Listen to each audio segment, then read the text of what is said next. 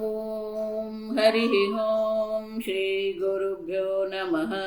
हरिः ॐ पार्थाय प्रतिबोधितां भगवता नारायणेन स्वयं व्यासेन ग्रथितां पुराणमुनिना मध्ये महाभारतम् अद्वैतामृतवर्षिणीं भगवतीम् अष्टादशाध्यायिनीम् अम्ब त्वामनुसन्दधामि भगवद्गीते भवद्वेषिणीम्। नमोऽस्तु ते व्यासविशालबुद्धे पुल्लरविन्दायतपत्रनेत्र येन त्वया भारततैलपूर्णः प्रज्वालितो ज्ञानमय प्रदीपः प्रपन्नपारिजाताय स्तोत्रवेत्रैकपाणये ज्ञानमुद्राय कृष्णाय गीतामृतदुहे नमः।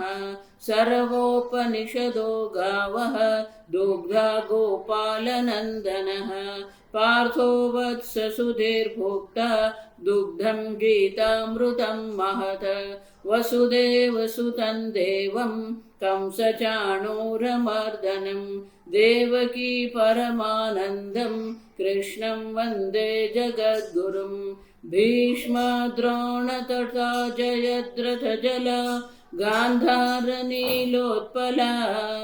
शल्यग्राहवती कृपेण वहने कर्णेन वेलाकुला। अश्वत्थामविकर्णघोरमकरा दुर्योधनावर्तिनी सोत्तीर्णा खलु पाण्डवैरणनदी कैवर्तकः केशवः। पाराशर्यवचः सरोजममलं गीतार्थगन्धोत्कटं नानाख्यानककेसरं हरिकथा संबोधनाबोधितं। लोके सज्जनषट्पदैर्हरः पेपीयमानं मुदा भूयाद्भारतपङ्कजं कलिमलप्रध्वंसिन श्रेयसे। मूकं करोति वाचालं पङ्गुं लङ्घयते गिरिं यत्कृपातमहं वन्दे परमानन्दमाधवम्। यं ब्रह्मा वरुणेन्द्ररुद्रमरुतः स्तुन्वन्ति दिव्यैस्तवैः वेदैः साङ्गपदः क्रमोपनिषदैः गायन्ति यं सामगाः। ध्यानावस्थिततद्गतेन मनसा पश्यन्ति यं योगिनः यस्यान्तन्न विदुः सुरासुरगणाः देवाय तस्मै नमः। ॐ सहना भवतु सहनौ भुनक्तु सह वीर्यं करवावहै तेजस्विनावधीतमस्तु मा विद्विषावहै। ॐ शान्ति शान्ति शान्तिः। धर्मोऽध्याय श्लोक नंबर 33। धृत्या यया धारयते मनः प्राणेन्द्रियक्रियाः योगेनाव्यभिचारिण्या धृतिस्सा पार्थ सात्विकी यया तु धर्मकामार्थान् धृत्या धारयतेऽर्जुन प्रसंगेन फलाकांक्षी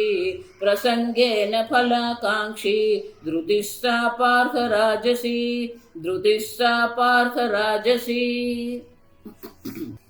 धृत्या यया धारयते, जिस धृति के कारण जे धृति ने कारण है मन प्राण इंद्रिय क्रिया કાલે આપણે જોયું કે મન છે, પ્રાણ છે, ઇન્દ્રિય છે. કોઈ પણ જે મન દ્વારા, પ્રાણ દ્વારા કે ઇન્દ્રિય દ્વારા જે પણ કંઈ કર્મ થઈ રહ્યા છે એને એ ધારણ કરે છે. શા માટે? ઉચ્છાસ્ત્ર માર્ગ પ્રવૃત્તિ હે, શાસ્ત્ર માર્ગથી ઉલ્લંઘન કરનાર, અધર્મ તરફ જનાર. જો આ વિચાર, તો જે મન છે, ઇન્દ્રિય છે, અધર્મ તરફ જઈ રહી છે, એને અટકાવનાર જે છે એ ધૃતિ છે. કેમ? ધૃત્યાધાર્યમાણ ઉચ્છાસ્ત્ર વિષયા ન ભવંતી. સાત્વિક ધૃતિને કારણે વ્યક્તિ ક્યારે શાસ્ત્રનું ઉલ્લંઘન નહીં કરે. શાસ્ત્રનું ઉલ્લંઘન ક્યારે થાય? આગળ આવશે. સાત્વિક ધૃતિને કારણે આપણે મન તો થઈ જાય અધર્મ કરવાનું, બોલવાનું મન થઈ જાય, પણ એ શું કરે છે? અટકાવે છે, ધારણ કરી રાખે, પકડી રાખે છે. ઘણીવાર આપણી સામે એવી વસ્તુ આવી જાય, એવી પરિસ્થિતિ આવે કે આપણે થોડુંક કંઈક ખોટું કરીએ, થોડુંક જૂઠું બોલીએ, થોડું કપટ કરીએ તો ઘણો ફાયદો થઈ જાય. પણ આ સાત્વિક ધૃતિ એ છે કે જે શાસ્ત્ર વિરુદ્ધ જતા આપણને અટકાવે છે. સમજો? ધર્મના માર્ગ પર જે આપણને ધારણ કરી રાખે એ ધૃતિને સાત્વિક ધૃતિ કહેવાય. ધર્મના માર્ગથી આપણી ચ્યુતિએ નહીં થવા દે, ધર્મના માર્ગ પર આપણને ધારણ કરી રાખે, પકડી રાખે છે. અને ધૃતિ કેવી છે? અવ્યભિચારિણ્યા.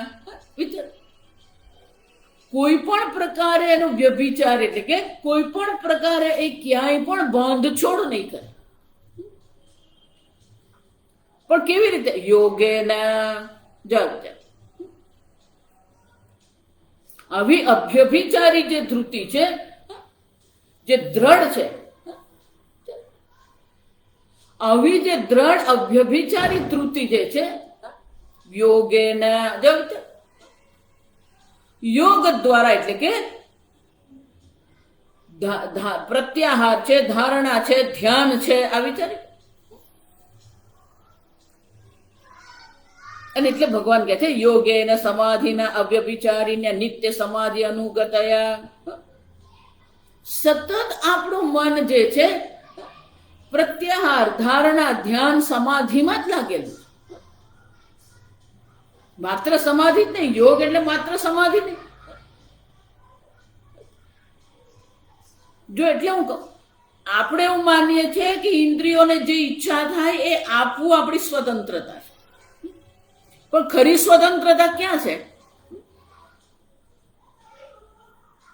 ખરી સ્વતંત્રતા આ સાત્વિક ધૃતિ આપણને આપી શકે. ગમે એટલું આપણા પર દબાણ આવે પણ આ કોઈ પણ પ્રકારે આપણે અધર્મ નહીં કરીએ. આમ ધર્મના માર્ગ પર જે આપણને ધારણ કરનારી છે, આપણને ટકાવનારી જે છે એ સાત્વિક ધૃતિ છે. અને કોને કારણે? યોગેના. જબ પ્રત્યાહાર આપણે ઇન્દ્રિયો પર સંયમ રાખીએ, ધારણા એક જ દેશમાં, એક જ સ્થાન પર, એક જ વિષય પર આપણે એકાગ્ર થઈએ. તત્ર એકતાનતા ધ્યાનમ. આ યોગ એટલે કે પ્રત્યાહાર દ્વારા, ધારણા દ્વારા, ધ્યાન દ્વારા, સમાધિ દ્વારા આપણે આ સાત્વિક ધૃતિ જે છે એ આપણને ધારણ કરી રાખે છે. સાત્વિક ધૃતિને કારણે કોઈ પણ પ્રતિકૂળતા આવે. જો આ સમજો, ધર્મ ને અધર્મની અત્યંત સરળ વાત કરું ને તો અનુકૂળ હોય ને ત્યારે તો બધા ધર્મનિષ્ઠ હોવાના જ. પ્રતિકૂળતામાં પણ આપણે અધર્મનો માર્ગ ન અપનાવીએ. જો એટલું હંમેશા કહો, તમે મહાભારત વાંચો કે પુરાણ વાંચો કે રામાયણ વાંચો, તમે જુઓ કે જે અનુકૂળ પરિસ્થિતિ છે એનું કોઈ વિસ્તારપૂર્વક વર્ણન નથી. રામ ભગવાનને 4 ભાઈઓને વશિષ્ઠ મુનિના આશ્રમમાં મોકલ્યા, ગુરુકુલ વાસ કરાવ્યો. ત્યાં કોઈ વિશેષ ચર્ચા નથી, કોઈ વિસ્તાર નથી. ત્યાં જ્યાં જ્યાં પ્રતિકૂળતા આવી એ પ્રતિકૂળતાનો વિસ્તૃત વર્ણન છે. કેમ કે પ્રતિકૂળતામાં શ્રી રામ ભગવાને શું કર્યું, પ્રતિકૂળતામાં સીતા માતાએ શું કર્યું, પ્રતિકૂળતામાં દશરથ રાજાએ શું કર્યું, એ આપણે શીખવાનું છે. અનુકૂળતામાં તો બધા ધર્મનો માર્ગ અપનાવે, પણ પ્રતિકૂળતા હોય છતાં પણ આપણે અધર્મના માર્ગ પર ન જઈએ, આ સમજ. તે કોને કારણે છે? યયા ધૃત્યા ધારયથે સાધૃતિ પાર્થ સાત્વિકી. સાત્વિક ધૃતિ છે જે કોઈ પણ પ્રતિકૂળતામાં પણ આપણે અધર્મનો માર્ગ અપનાવવા જ નહીં દે. સાત્વિક બ્રાહ્મણ એ છે કે જે અધર્મ કરતા ડરે છે. બ્રાહ્મણની વ્યાખ્યા શું છે? જે અધર્મ કરતા જ એને ડર લાગે. ક્ષત્રિયની વ્યાખ્યા શું છે? જે અધર્મ સહન નહીં કરી શકે.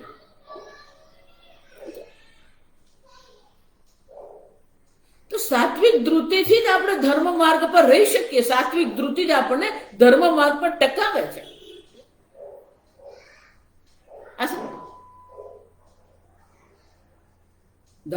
ધારયમાણઃ યોગેન યા એવમ લક્ષણા ધૃતિ સા પાર્થ સાત્વિકી. આવી જે લક્ષણ વાળી જે ધૃતિ જે છે હે પાર્થ, એને સાત્વિકી ધૃતિ કહેવાય. તો કે રાજસી ધૃતિ કેવી છે? એટલે આગળ ભગવાન કહે છે યયા તુ ધર્મ કામાર્થાન ધૃત્ય ધારયતે અર્જુન. જે ધૃતિથી વ્યક્તિ ધર્મ અર્થ કામ ત્રણ પુરુષાર્થને ધારણ કરે છે, પરંતુ પ્રસંગે ન ફલાકાંક્ષી. પ્રસંગે કોઈક એવો પ્રસંગ આવી ગયો તો શું કરશે? ફલાકાંક્ષી. જો વિચાર, ધર્મ અર્થ અને કામમાં જ એની નિષ્ઠા છે, એને મોક્ષ પ્રત્યે આધ્યાત્મિક જીવન પ્રત્યે કોઈ રુચિ નથી. ધર્મ એટલે કે પુણ્ય કર્મ કરે છે, અર્થ છે, સંપત્તિ પ્રાપ્ત કરે છે, સુરક્ષા પ્રાપ્ત કરે છે. કામ એટલે કે અનેક પ્રકારના ભોગ કરે છે. મનુષ્ય જે ધૃતિને કારણે ધર્મ અને અર્થ અને કામનું જે ધારણ કરે છે, પણ પ્રસંગેન યસ્ય ધર્માદેહે ધારણ પ્રસંગ તેન પ્રસંગેન ફલાકાંક્ષી ચ ભવતી. પણ એના મનમાં પેલું ફલની આકાંક્ષા તો છે જ. પ્રસંગેન એટલે કે જ્યાં જ્યાં પણ એવી પરિસ્થિતિ ઊભી થઈ, સંજોગો એવા ઊભા થયા, તો એ ફળનો તો પ્રાપ્ત કરી દે.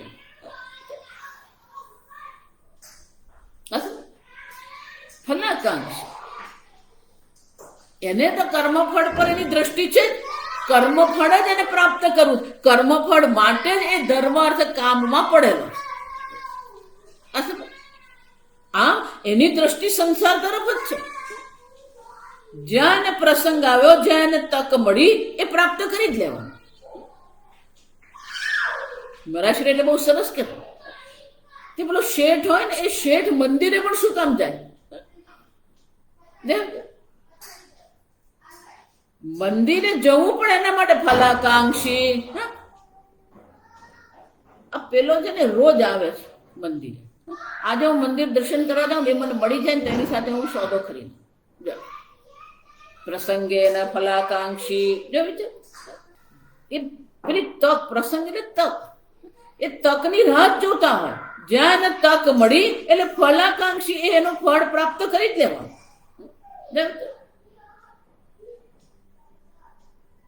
ભલે એ ધર્મ અર્થ અને કામમાં પડેલો છે, પણ એ પણ રાહ જોઈને જ બેસે છે.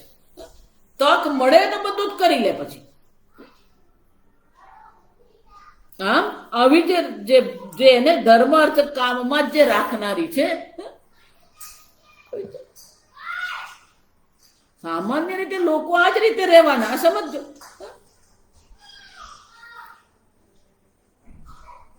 ધર્મ ને અર્થ અને કામ, આમાંથી એની બુદ્ધિ ઉપર ઉઠે જ નહીં. જો સમજો,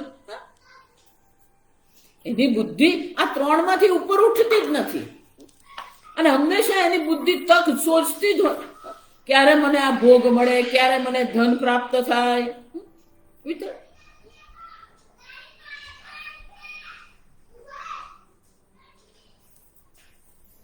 ગુજરાતીમાં એને તકવાદી કહેવાય. જાસમ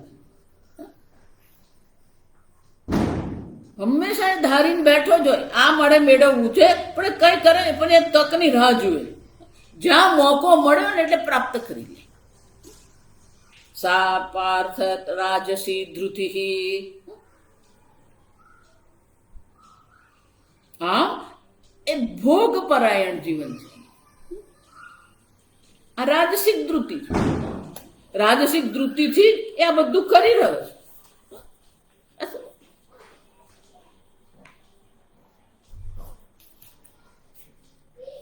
સ્વામીજી તો એવું કહેતા કે પ્રસંગ આવે ને તો થોડું ઘણું ખોટું કરો તો કરી નાખે. કેમ? ફલાકાંક્ષી, પોતાના એને વિશેષ પ્રકારના ફળની આકાંક્ષા એના મનમાં રહેલી છે. આકાંક્ષા એટલે તીવ્ર ઈચ્છા છે. હા, એ પેલો તકવાદી છે. અને એટલા માટે કોણ છે? રાજસી ધૃતિ. આ એની જે ધૃતિ છે એ રાજસી ધૃતિ કહેવામાં. કે તામસી ધૃતિ કેવી છે? યયા સ્વપ્નમ ભયમ શોકમ, યયા સ્વપ્ન ભયમ શોકમ, વિષાદમ મદમેવ ચ, વિષાદમ મદમેવ ચ, ન વિમુંચતિ દુર્મેધા, ન વિમુંચતિ દુર્મેધા, ધૃતિષ્ઠા સા તામસી મતા, ધૃતિષ્ઠા તામસી મતા. તામસિક ધૃતિ કોને કહેવાય?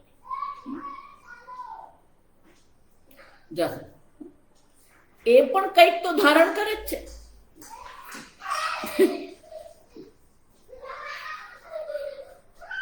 ધૃતિ એટલે જે ધારણ, ધારય તે જે આપણને ધારણ કરે એ ધૃતિ કહેવાય. પેલી રાજસી ધૃતિ કેવી છે? ફલાકાંક્ષી. પણ તામસી ધૃતિ કેવી છે? શું ધારણ કરાવે આપણી પાસે? જેના દ્વારા સ્વપ્નમ ભયમ શોકમ વિષાદમ, સ્વપ્નમ નિદ્રા, ભય ત્રાસ, શોક વિષાદ, મદમેવ ચ.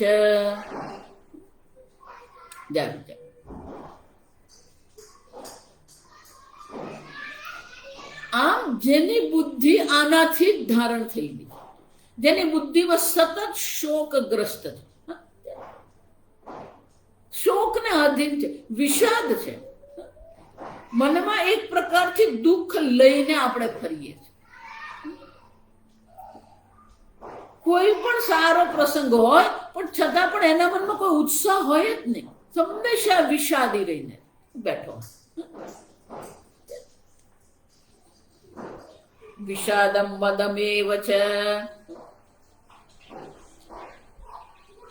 શોકમ વિષાદમ અવસાદમ વિષન્નતામ. જો વિચાર,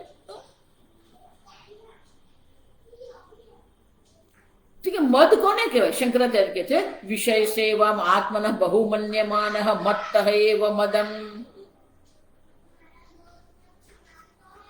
મનસી નિત્યમેવ કર્તવ્ય રૂપતયા કુર્વન ન વિમુંચતિ. પણ એ કેવો છે? ન વિમુંચતિ દુર્મેધા. જો વિચાર, દુર્મેધા. આગળ કહ્યું પેલું દુર્મતી. જો સમજો, અહીંયા શું કે છે? દુર્મેધા, કુત્સિત મેધા. કોઈ પણ પ્રસંગ બની જાય પણ એની નિદ્રા, એનો વિષાદ, એનો શોક એ છોડવા તૈયાર જ નવી મુંચલી જાય.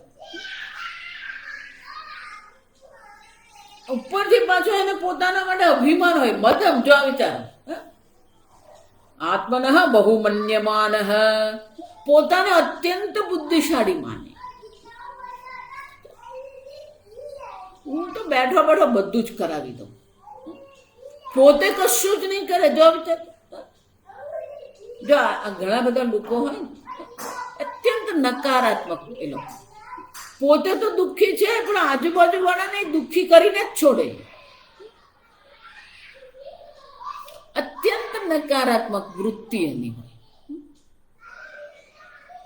અને પોતાની બુદ્ધિ માટે એને એટલું અભિમાન હોય ને.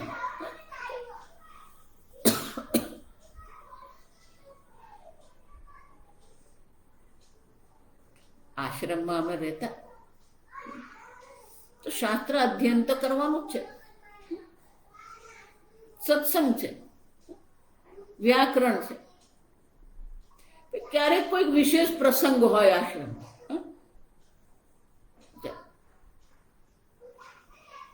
એનિવર્સરી હોય આશ્રમમાં, સ્થાપના દિવસ હોય આશ્રમમાં, મહાશિવરાત્રી હોય, આપણો વિશેષ દિવસ હોય, ગુરુ પૂર્ણિમા છે, મહાશિવરાત્રી છે. તો વિશેષ દિવસ જ્યારે હોય ત્યારે વિશેષ પ્રકારના કાર્ય હોય આશ્રમમાં. તમે જુઓ ને તો કેટલાક લોકો જે છે બેઠો બેઠો બધું જ જોયા કરે કશું જ નહીં.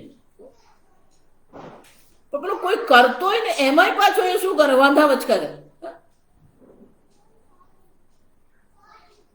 અમારે એમાં 2-4 જણા હતા.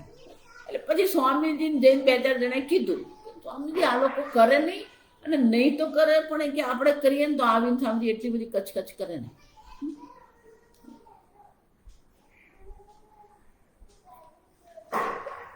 પોતે કશું જ નહીં કરે. સમજો, ધારો કે પણ એને કરવાનું કહીએ ને ભયમ, જો સમજો ના રે હું આ નહીં કરું, પડ્યા તો એને હંમેશા કંઈક ને કંઈક ભય દેખાતો હોય. આવી છે હંમેશા એક નકારાત્મક જ, વિષાદ એટલે નકારાત્મક બુદ્ધિ છે એની. અને પોતે તો ઊભો થઈને કઈ કરવા તૈયાર જ નથી. આળસુ. જો બુદ્ધિ છે એની પાસે, પણ એ બુદ્ધિનો ઉપયોગ જે છે શાના માટે કરે? આરામ, મને વધારેમાં વધારે મને આરામ કેમ મળે, ઓછામાં ઓછું કામ કેમ હું કરું, એમાં જ એની બુદ્ધિ ચાલતી હોય. જે આપણે બધાની આસપાસ આવા લોકો હોય જ,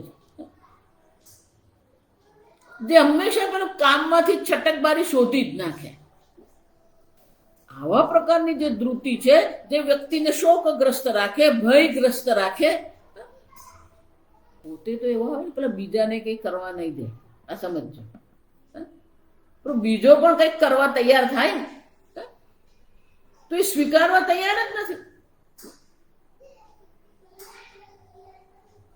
એવી છે કોઈ કરતો હોય ને તો આપણી દેશી ભાષામાં કહીએ તો કોઈ કરતો હોય ને તો એ પેલો ટાંટિયો ખેંચવા તૈયાર. તું બેસ ને, તારે શું કરવા, તું બેસી ગયા. એ પોતે જ નહીં કે પેલો બીજાને નહીં કરવા. આમ એ પણ કંઈક ધારણ કરી રહ્યો છે, પણ શું ધારણ કરે? શોક ધારણ કરી રહ્યો છે, ભય ધારણ કરી રહ્યો છે. એને બધામાં જ વાંકવું પડે, એને બધામાં જ દોષ દેખાય, બધામાં જ એને ભય લાગે.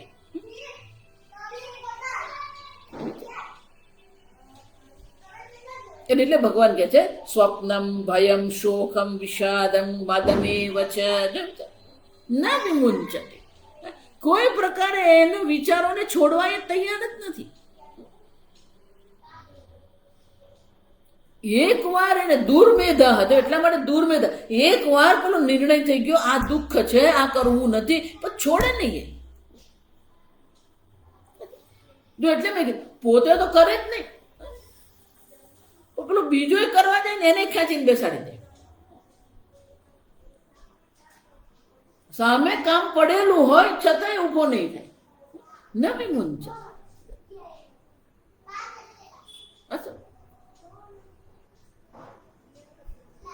દુર્મેધા. જો એટલે હું સંસારી એને કહેવાય કે જે હંમેશા દુઃખી જ રહેતો હોય, અને એ પોતાના દુઃખને છોડવા તૈયાર જ નથી. દુઃખીપણાને ગમે એટલું તમે એને જીવનમાં આપો, ગમે એટલું એને જીવનમાં પ્રાપ્ત થાય, છતાં પણ એ દુઃખી જો એ અને અભાવનો અનુભવ જ થતો રહે. શોકમ ન વિમુંચતી, વિષાદમ ન વિમુંચતી, ભયમ ન વિમુંચતી. જો પાણી પીવામાં એને ભય લાગે,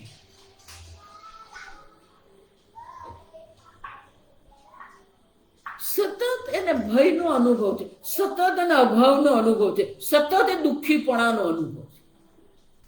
પેલા મોટા પરિવારો હતા, સંયુક્ત પરિવાર, અત્યારે પણ છે, બહુ ઓછા થઈ ગયા. મોટા પરિવારમાં તમે રહો ને તમને આવા એકાદ બે દેખાય જ જાય એમ.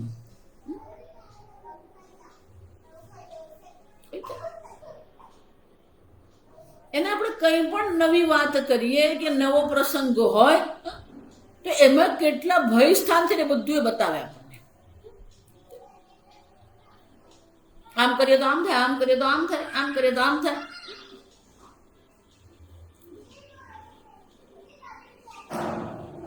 પેલું વિમાનમાં બેસે ને તોય ત્યાં એ નકારાત્મક જ વિચારતો.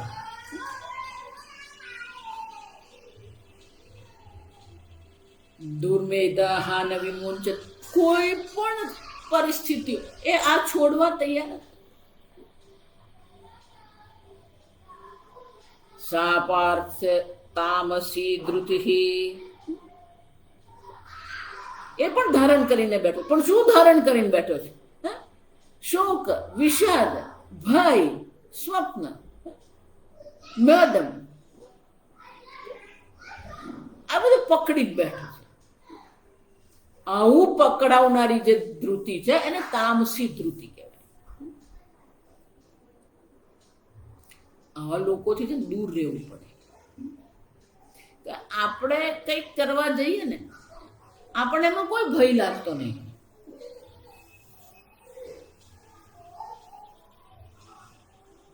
એકવાર અમે જંગલમાં ગયા, કેરાલાનું બહુ સરસ જંગલ, અભયારણ્ય. અભયારણ્યમાં પૂજ્ય સ્વામીજી બધા જ ગયા. તો પેલા જ્યાં અમારું રહેવાનું હતું એની આસપાસ સરસ મજાનું જંગલ અને રસ્તા પણ ખરા. સવારે તમે ઉઠીને જંગલમાં જાઓ ને એટલી સરસ સ્વચ્છ હવા, એકદમ તાજગી ભરી હવા. પછી પેલા પક્ષીઓ તો હોય, જંગલ હોય, સરસ મજાના પક્ષીનો કલરવ થતો હોય, પેલો સૂર્યોદય થતો હોય. અને અમે કેટલાક લોકો નક્કી કર્યું કે આપણે સવારે વહેલા ઉઠીને આપણે ચાલવા જઈશું. એટલે અમે ચાલવા નીકળ્યા. અમે જે નક્કી કર્યું એમાં પેલો એક હજી આવ્યો નહીં. એટલે અમે રાહ જોતા. પછી એક કે 8-10 જણા, પેલો એક કે ના જાઉં જઈને બોલાવી ના. એટલે પેલો બોલાવો કે ચાલ ને ભાઈ મોડું થઈ જાય, બધા સૂર્યોદય થઈ જાય, પછી આપણો જવાનો મતલબ રહે. તો કે ના હું નથી આવતો. એટલે આના પછી બહુ માથાકૂટ કરી ચાલીએ. અમે બધે ફરી આવ્યા, સરસ મજાને જોઈ આવ્યા. મોરની સરસ મજાની મોરની કળા જોઈ, ખૂબ આનંદ કર્યો. 1 કલાક અમે સરસ મજાનું ચાલીને આવ્યા. આમ ચાલીને આવ્યા ને પેલો જે અમારી સાથે આવવાનું નક્કી કરેલું એ ત્યાં બેઠો, એની બાજુ પેલો બીજો બેઠો. એટલે અમે પછી વાતો કરતા હતા કે જો આમ જોયું, પેલું જોયું, આ સરસ. કેટલાક લોકો ફોટા પાડ્યા.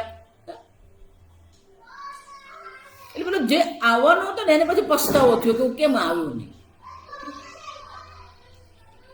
એટલે એક અલે તારે આવવું જોઈતું તું, કેવી સરસ મજા આવી. હા હું આવવાનો હતો પણ આને મને કીધું કે એવું બધું જવાય નહીં, ત્યાં તો સાપ ને વીછી ને બધું હોય, એટલે પછી મેં માંડવાડ કર્યું. એકદમ સુરક્ષિત સ્થાન હોય એમાં પણ એને ભય દેખાય. જંગલમાં સાપ ને વીછો લેવું કે તમારા પર તૂટી પડવાનો છે.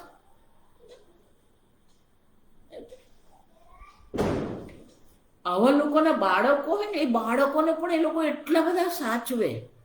આમ નહીં કરવા દે, આમ નહીં કરવા દે. એક ભાઈ હવે આ છોકરીઓ સાયકલ લઈ આવે પણ સાયકલ પર છોકરીઓ જાય સ્કૂલે, ના ના ના એક્સિડન્ટ થઈ જાય, રહેવા દો. મેં કીધું એની શાળામાં 200-300 બાળકો સાયકલ પર જાય છે, સ્પેશિયલ પેલું સાયકલ સ્ટેન્ડ રાખેલું છે, ત્યાં બધી સાયકલો પાર્ક થતી હોય છે. એ બાળકોને એક્સિડન્ટ નહીં થાય, તમારા જ બાળકોને એક્સિડન્ટ થવાનું.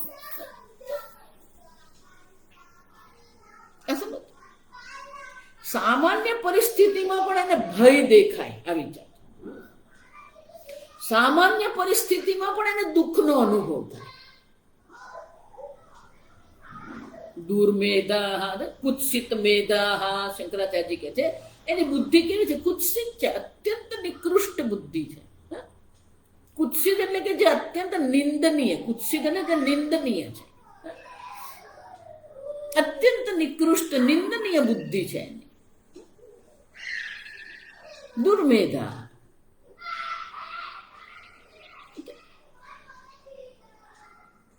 જ્યાં ભય જ નથી, જ્યાં સુરક્ષા છે ત્યાં પણ એને ભય રહે.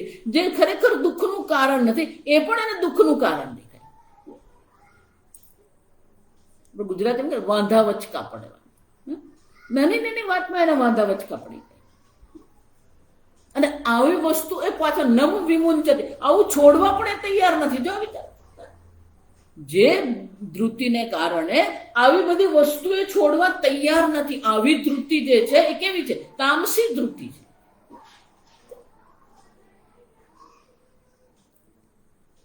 આવા લોકોથી હંમેશા દૂર રહેવાનું. પોતે નાની નાની વાતમાં ભયભીત થઈ જાય, નાની નાની વાતમાં દુઃખી થઈ જાય, નાની નાની વાતમાં શોક કરતો. આપણે જે કરી રહ્યા હોય ને એમાં પણ એ વિઘ્નરૂપ બની શકે. અને એટલા માટે આવા લોકો જે છે, ભગવાન કેમ કહી રહ્યા છે આપણામાં પણ આવું નહીં આવે, અને આવા લોકો આપણી આસપાસ હોય તો એનાથી દૂર આપણે રહી શકીએ, આપણે પોતાને બચાવી શકીએ. ને આગળ મેં કહ્યું ને બદમ બહુમન્ય, આમ પાછો પોતાને બહુ બુદ્ધિશાળી એ માનતો હોય. તામસી ધૃતિ. જ્ઞાન, કર્મ અને કર્તા ભગવાને બતાવ્યા 3 પ્રકારના. બુદ્ધિ અને ધૃતિ 3 પ્રકારની બતાવી. આગળ શંકરા કહે છે કે ગુણ ભેદ અને ક્રિયાણામ કારકાણામ ચ ત્રિધા ભેદ ઉક્ત અથ ઇદાનીમ ફલસ્ય ચ સુખસ્ય ત્રિધા ભેદ ઉચ્યતે. કારક, કર્તા, કર્મ, બુદ્ધિ, ધૃતિ, જ્ઞાન, આ બધું ભગવાને બતાવ્યું. હવે ભગવાન આપણને સુખ એનું જે ફળ છે, જો ફલસ્ય સુખસ્ય, તો કે 3 પ્રકારનું સુખ હવે ભગવાન દર્શાવી કે સાત્વિક સુખ કોને કહેવાય. 36મું સુખમ ત્વિદાનીમ ત્રિવિધમ, સુખમ ત્વિદાનીમ ત્રિવિધમ, શૃણુ મે ભરતર્ષભ, શૃણુ મે ભરતર્ષભ, અભ્યાસાદ રમતે યત્ર, અભ્યાસાદ રમતે યત્ર, દુઃખાંતમ ચ નિગચ્છતિ, દુઃખાંતમ ચ નિગચ્છતિ. ઇદાનીમ, ઇદાનીમ હવે, ભરતર્ષભ, ભરતકુળમાં શ્રેષ્ઠ અર્જુન, તું શૃણુ, સાંભળ. શું? ત્રિવિધમ સુખમ તું, હવે હું તને 3 પ્રકારના સુખની વ્યાખ્યા કરીશ. પહેલું સુખની પહેલી વ્યાખ્યા કઈ છે? અભ્યાસાદ રમતે યત્ર, દુઃખાંતમ ચ નિગચ્છતિ. અભ્યાસાદ, પરિચયાદ આવૃતે રમતે રતિમ પ્રતિપદ્યતે. અભ્યાસ એટલે શું છે? ફરી ફરી કરવું, પ્રયત્ન પૂર્વક, અભ્યાસ પૂર્વક જે સુખ પ્રાપ્ત થાય.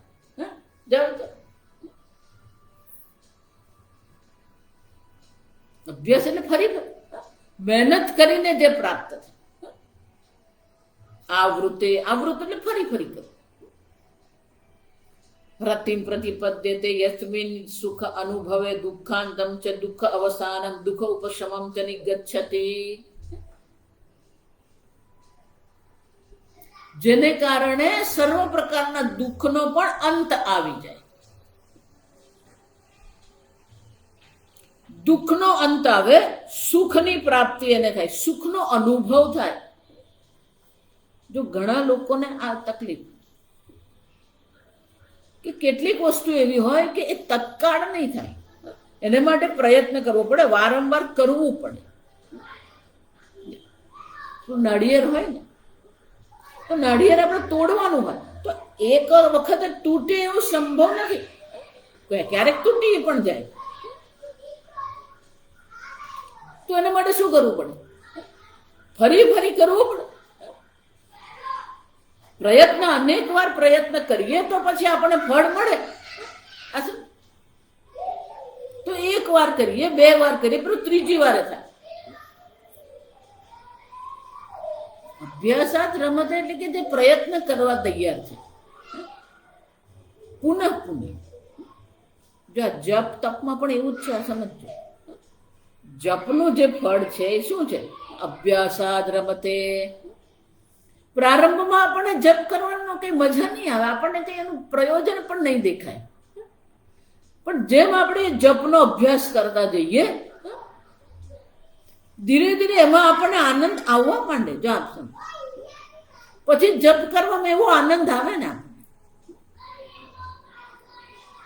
અભ્યાસ પૂર્વક જેમાં આપણે રમણ કરીએ, તપશ્ચર્યા, ઉપવાસ, ત્યાગ કરવો, આનંદ છે એમાં. પણ એને માટે આપણે પ્રયત્ન કરવો પડે, ફરી ફરી કરવું પડે. ત્યાં શાસ્ત્ર અધ્યયન પણ એવું જ છે. શાસ્ત્ર અધ્યયન આપણે કહીએ, પૂજા કહીએ, પાઠ કહીએ. જો આ ટેનિસ રમવા વાળા જે છે, ભલે ને જગતનો 1 નંબરનો એ ટેનિસ પ્લેયર હોય, છતાં પણ શું છે? રોજ એને પ્રયત્ન કરો, અભ્યાસાદ રમો, આનંદ આવે એને એમાં. રોજ 3 કલાક એ ટેનિસ રમતો. એક શ્રેષ્ઠ દોડવીર છે, હુસેન બોલ્ટ. એ પેલું 100 મીટર જે છે ને, અમુક જ સેકન્ડમાં એ પૂરું કરી દે. 100 મીટર વિચાર. પણ એટલી સેકન્ડમાં 100 મીટર દોડવા માટે રોજ એને શું કરવું પડે? 3 કલાક દોડવું પડે. જો આ વિચારજો, અભ્યાસાત રમત આને કહેવાય. એ પેલી 8 સેકન્ડ કે 9 સેકન્ડ જે કરવાની છે, એને માટે રોજ એને શું કરવું પડે? 3 કલાક દોડવું પડે.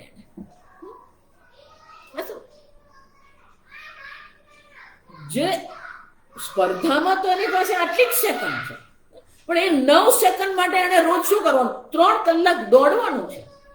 અભ્યાસાદ રમત. રોજ એને દોડવામાં આનંદ આવે. જો કુસ્તી કર, આપણે બધા પહેલવાનો હોય ને, મલ્લ, રોજ અભ્યાસ કરો. એ અભ્યાસ કરવામાં જ એને આનંદ. કોઈ પણ વસ્તુ એમાં આનંદ આવે ક્યારે? અભ્યાસાદ રમતે યત્ર.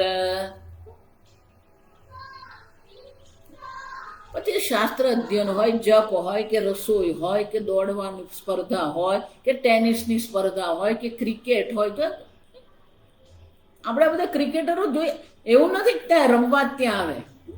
રોજ એ લોકો જ્યારે પણ રમવાનું નહીં હોય, કોઈ સ્પર્ધા નહીં હોય, ત્યારે પણ ઘરે એ લોકો 2 કલાક શું કરતા? અભ્યાસ કરે એ લોકો. અને અભ્યાસ કરવામાં એમને આનંદ આવે. અભ્યાસાદ રમતે યત્ર. એકવાર સ્વામીજી મુંબઈમાં 14મો અધ્યાય હતો, જ્ઞાન યજ્ઞ 14મો અધ્યાય. એટલે કોકે જઈને પૂછ્યું, સ્વામી બેઠા સત્સંગ, સ્વામી આ 14મો અધ્યાય તમે કેટલી વારમાં ભણાવતા? સ્વામીજી કે મેં ગણ્યું નથી કે 14મો અધ્યાય મેં કેટલી વાર ભણાવ્યો. કેમ? આનંદ આવે એમાં. ગણવું નહીં પડે. પછી 5 વાર કરે, 6 વાર કરે, 8 વાર કરે, ફરી ફરી કરવામાં આપણને આનંદ આવે. જો એવું ધ્યાનમાં પણ છે. જેટલો તમે અભ્યાસ ન તો કોણ તે વૈરાગ્યેણ તે વૈરાગ્યેણ તે ગ્રહ્યતે.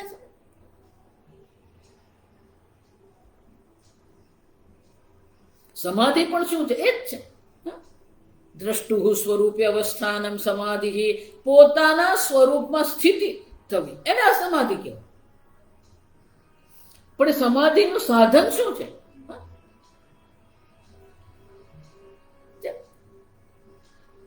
એના માટે મનનો નિરોધ કરવો પડે, મનને એકાગ્ર કરવું પડે.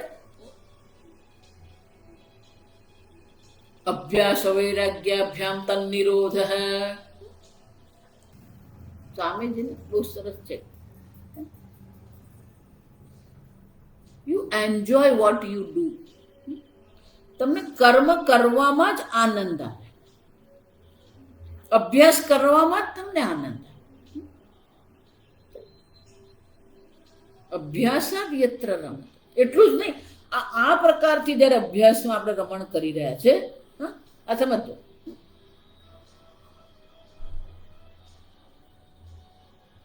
દુઃખાંતમ ચ નિગચ્છતિ, એને કોઈ પ્રકારનું દુઃખ નથી, આનંદ છે. કર્મ કરવામાં જ જો તમને આનંદ આવે છે તો વિશેષ કર્મ ફળની અપેક્ષા રહેતી જ નથી, ફલાકાંક્ષી રહેતો જ નથી. એટલે સર્વ પ્રકારના દુઃખનો અંત આવી જાય છે. ભગવાન કહી રહ્યા છે દુઃખાંતમ ચ નિગચ્છતિ યત્ર. આ પ્રકારના અભ્યાસમાં એને જે આનંદ આવી રહ્યો છે, જે સુખનો અનુભવ થઈ રહ્યો છે, એને કારણે આ દોડવામાં જે થાક લાગી જાય છે, પરિશ્રમ છે, એનો દુઃખનો અંત આવી.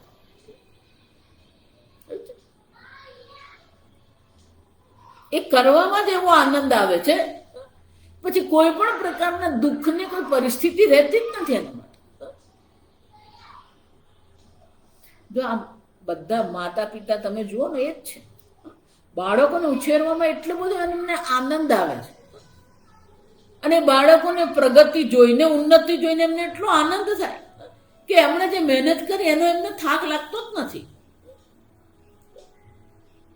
માતા આખો દિવસ ઘરમાં કામ કરતી હોય, પિતાજી બહાર જઈને ધનોપાર્જન કરતા હોય, બહારમાં સામાજિક બધી વ્યવસ્થા છે, પારિવારિક વ્યવસ્થા કરતા, આ મહેનત કરે,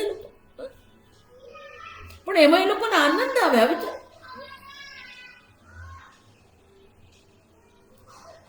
અને એટલે ભગવાન કહે છે, જો હજી તો વ્યાખ્યા અધૂરી છે, હજી બીજો શ્લોક છે એમાં. આમ પહેલી વ્યાખ્યા શું છે? અભ્યાસાદ રમતે યત્ર દુઃખાંતમ ચ નિગચ્છતિ. હા, અભ્યાસમાં જ જેને આનંદ આવી રહ્યો છે અને સર્વ પ્રકારના દુઃખનો અંત આવી જાય છે.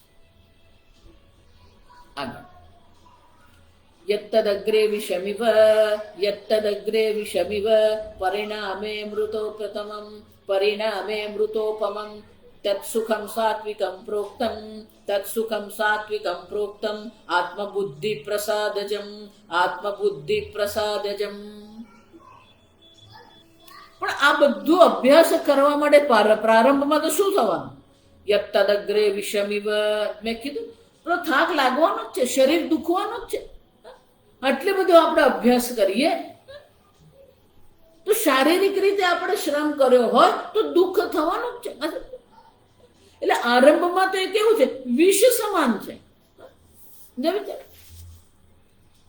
આરંભમાં આપણે મહેનત કરવાની છે, પ્રયત્ન કરવાનો છે. જપ કરીએ તો પેલું મનને પકડી રાખવું પડે, મહેનત કરવી પડે. એટલે આરંભમાં તો એ દુઃખ જેવું લાગે છે આપણને. જો સમજ,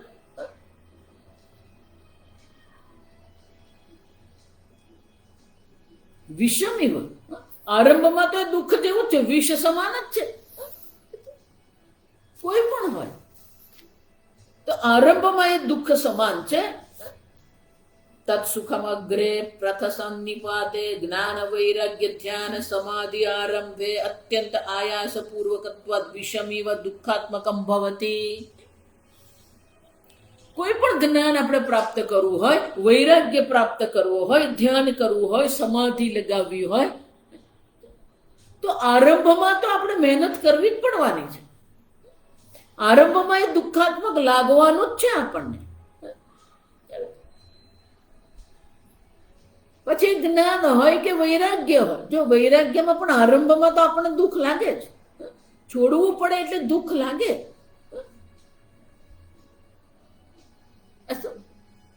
ધ્યાન કરીએ તો પેલું મનને પકડી રાખવું પડે, એમાં પેલી મહેનત પડે.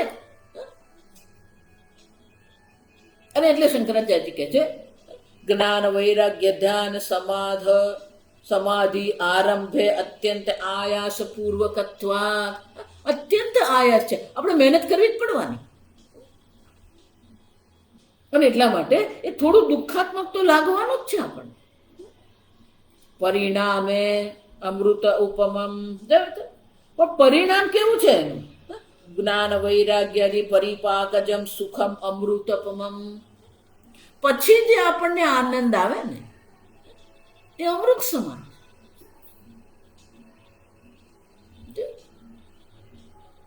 હુસેન બોલ્ટ જે 9 સેકન્ડમાં એ પેલું 100 મીટર પૂરું કરતો, પણ એ પૂરું કર્યા પછી જે એને આનંદ, પરિણામમાં જે એને આનંદ મળે છે, ને બધે જ એવું છે.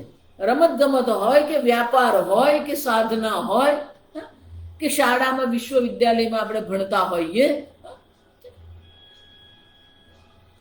મહેનત કરવી જ પડવાની છે. મહેનત કરીએ એટલે થોડું દુઃખ લાગવાનું જ છે આપણને. વિષમી આરંભમાં તો વિષ સમાન જ છે, પણ પરિણામ એનું જે આવે ને,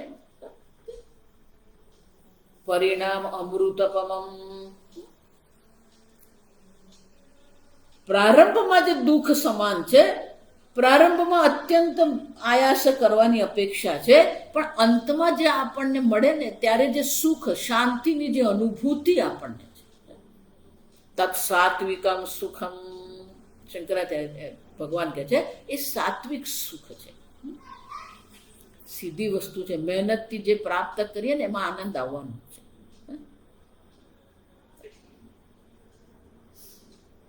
વગર મહેનતે પ્રાપ્ત કરેલું જે છે ને એ ક્ષણિક છે.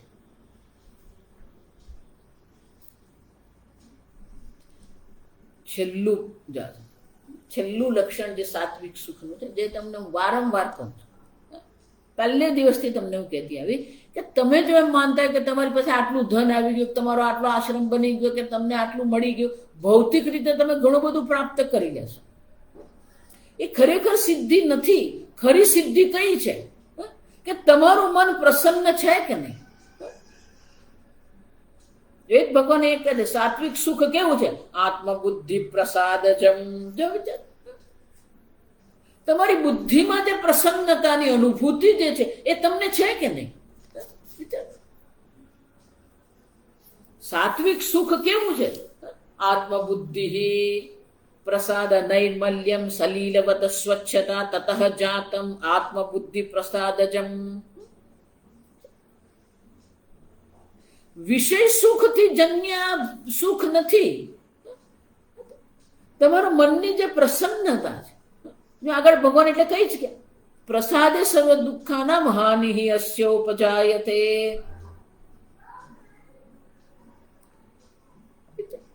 મનમાં એવી પ્રસન્નતા છે કે બાહ્ય પ્રતિકૂળતા જે છે, કે શારીરિક થાક જે છે, આ બધી વસ્તુનો અંત, એનું કોઈ મહત્વ જ નથી રહેતો. બધું ગૌણ બની જાય.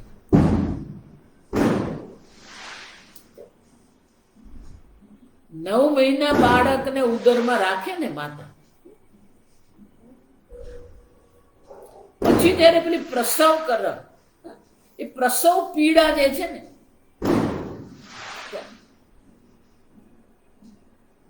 એ પ્રસવ પીડા જે છે, અને છેલ્લે જયારે બાળક એના પેટમાંથી ઉદરમાં ગર્ભમાંથી બહાર નીકળે છે, પ્રસવ થાય,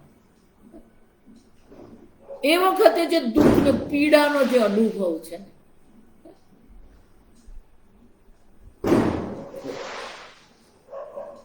વૈજ્ઞાનિક લોકો એવું કહે છે કે સૌથી પીડાદાયક જે છે ને એ આપણા મૂત્રપિંડમાં કે મૂત્રપિંડની નળીમાં પથરી આવે.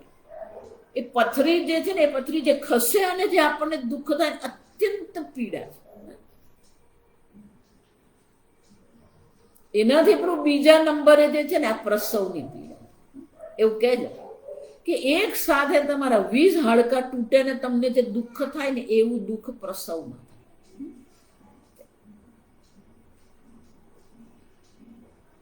અગ્રે વિષમિવ,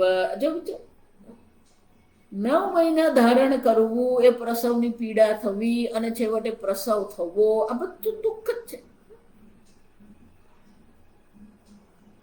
પરિણામે અમૃતપમમ, પણ જ્યાં એ બાળકને માની છાતી પર આપણે મૂકીએ અને માના મનમાં જે આનંદની અનુભૂતિ છે, પેલી બધી પીડા ભૂલાઈ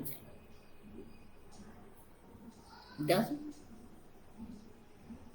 આરંભમાં તો આપણને દુઃખ થવાનું જ, કોઈ પણ પ્રકારની મહેનત કરીએ એ દુઃખ થવાનું જ છે. પણ અંતે કેવું છે, પછી જે માતાના આત્મબુદ્ધિ પ્રસાદ જેમ જોયું, પછી જે માતાના મનમાં જે પ્રસન્નતાની અનુભૂતિ છે, એ જ રીતે પિતા પણ ત્યારે બાળકને હાથમાં લે અને જે આનંદની અનુભૂતિ, આત્મબુદ્ધિ પ્રસાદ તમારા મનને પ્રસન્ન કરનાર છે, નિર્મલ કરનાર. સલીલવત નિર્નૈર્મલ્યમ, મન અત્યંત નિર્મળ છે, પ્રસન્ન.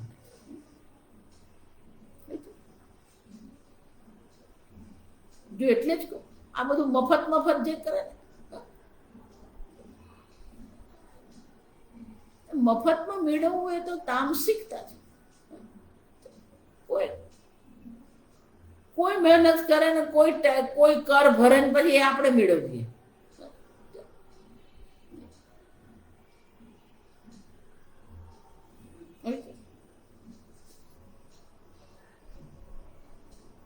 એટલે ભગવાન કહે છે આત્મબુદ્ધિ પ્રસાદ.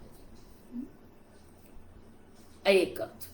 આત્મબુદ્ધિ એટલે તમારી બુદ્ધિમાં, પોતાની બુદ્ધિમાં એક આનંદની અનુભૂતિ છે, પ્રસન્નતાની અનુભૂતિ છે, નૈર્મલ્યની અનુભૂતિ. અથવા આત્મ વિષયાવા આત્મ આલંબના બુદ્ધિ આત્મબુદ્ધિ. આગળ આત્મબુદ્ધિ એટલે પોતાની બુદ્ધિ, અહીંયા આત્મબુદ્ધિ એટલે આત્મ વિષયા બુદ્ધિ. આત્મચિંતન કરનારી જે બુદ્ધિ જે છે, અને આત્મચિંતન કરનારી બુદ્ધિથી પ્રસાદજમ, જે પ્રસન્નતાની અનુભૂતિ થાય, આત્મબુદ્ધિ તત્પ્રસાદ પ્રકર્ષાત. એમાં પ્રકર્ષ અત્યંત આનંદ છે, આનંદનો ઉત્કર્ષ ત્યાં છે, અધિકતા, એની માત્રા અધિક છે. આત્મબુદ્ધિ આત્મવિષયા બુદ્ધિ તત્પ્રસાદ પ્રકર્ષાદ્વા જાતમિતિ તસ્માત સાત્વિકમ તત. આત્મચિંતનમાં, ઈશ્વર ચિંતનમાં આપણને જે આનંદનો અનુભવ છે, અત્યંત ઉત્કૃષ્ટ આનંદ છે.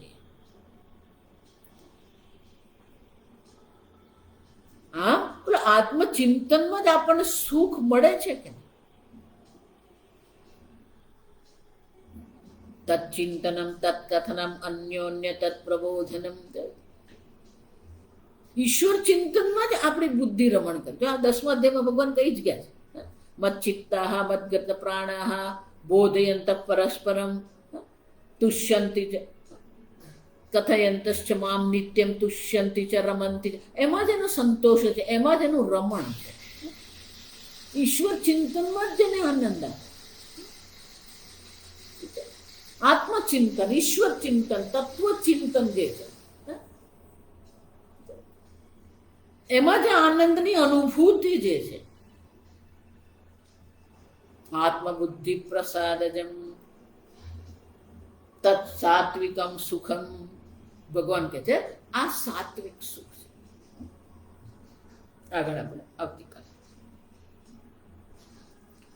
ઓમ સ્વસ્તિ પ્રજાભ્યઃ પરિપાલયન્તામ ન્યાયેન માર્ગેણ મહિમ મહેશાઃ ગોબ્રાહ્મણેભ્યઃ શુભમસ્તુ નિત્યં લોકા સમસ્તા સુખિનો ભવન્તુ કાલે વર્ષતુ પર્જન્યઃ પૃથ્વી સસ્યશાલિની દેશોऽયં ક્ષોભરહિતઃ બ્રાહ્મણા સन्तુ નિર્ભયાઃ. ઓમ સર્વેષાં સ્વસ્તિર્ભવતુ સર્વેષાં શાંતિર્ભવતુ સર્વેષાં પૂર્ણં ભવતુ સર્વેષાં મંગલં ભવતુ સર્વે ભવन्तુ સુખિનઃ સર્વે સन्तુ નિરામયાઃ સર્વે ભદ્રાણિ પશ્યन्तુ મા કશ્ચિદ દુઃખભાગ્ ભવેत्. અસતો મા સદ્ગમય તમસો મા જ્યોતિર્ગમય મૃત્યુર્મા અમૃતંગમય.